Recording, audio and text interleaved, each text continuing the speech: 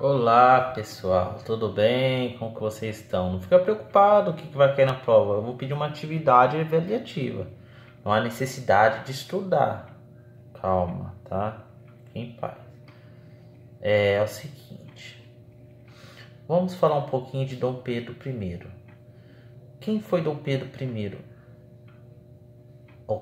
O pai do Dom Pedro II, né? O imperador?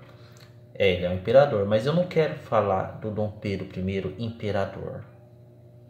Porque não é aula de história, é aula de música. Eu quero falar do Dom Pedro I, compositor. Isso, compositor.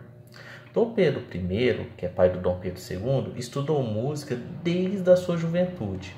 Consta que teria aprendido a tocar nada menos que 6 instrumentos, que é o fagote, trombone, clarinete, violoncelo, flauta e piano. Então vocês viram que ele teve contato com instrumentos da área de cordas e de sopros, né? Na sua sólida formação nasceria um imperador compositor, certo? Que escreveria diversas peças ao longo da sua curta vida.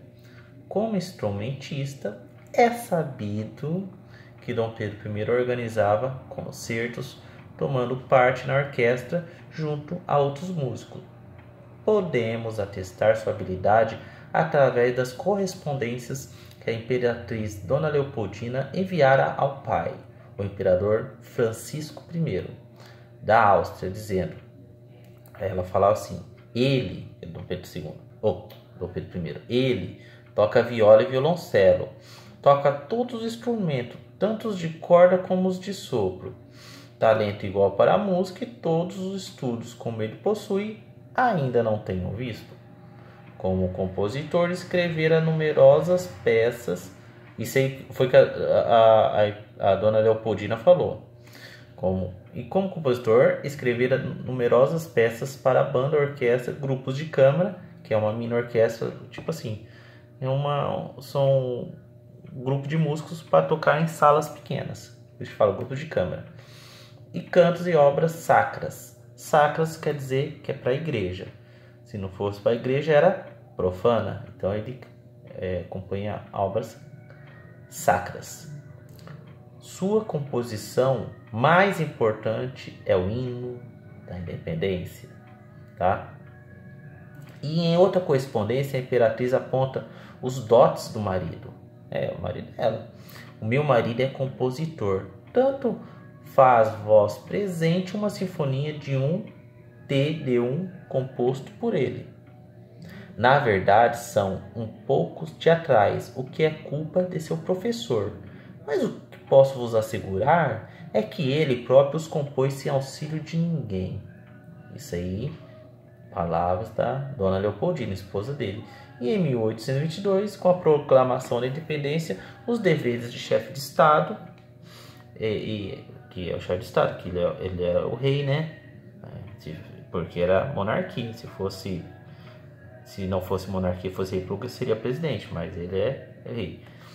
Então, assim, os deveres de chefe de Estado e a combate da situação financeira da coroa impede que Dom Pedro I continue a se dedicar à música. Então, gente, vamos falar mais um pouquinho. Após regressar à Europa, passou breve período em Paris, onde conheceu o famoso compositor Gioachino Rossini, e deste encontro surgiu a oportunidade de apresentar uma de suas composições em um teatro parisiense.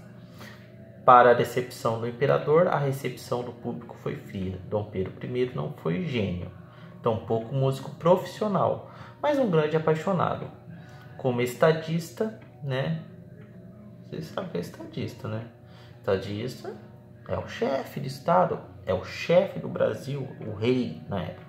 Como estadista, deixou, contudo, uma herança musical notável. Então, o que eu quero? Eu quero que vocês façam uma pesquisa no caderno, mas escrevam bastante, sobre Dom Pedro I, músico. Não Dom Pedro I, imperador, Dom Pedro I, compositor. E compartilhe no Google Classroom, opção sala, opção atividade, tá bom? Fiquem com Deus.